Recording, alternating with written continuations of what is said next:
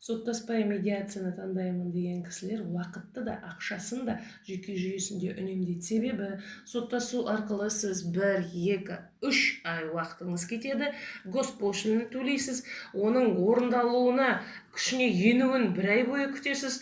Ал медиациялық келісім шарттар 135-ші бабы бойынша ГПК РК-ның тікелей орындауға, атқару парағын шығаруға тікелей кететін қағаздарыңыздың бірі және бірегейі. Медиацияға келіңіздер, бір-біріңізге жақын тума туысқандарыңызға осы видеоны таратыңыздар.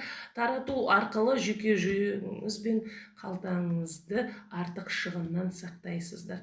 Барлығына деген махаббатпен әр қазақ менің жалғызым деген ақын термеші Роза Мұхамбет-тілегенқызы.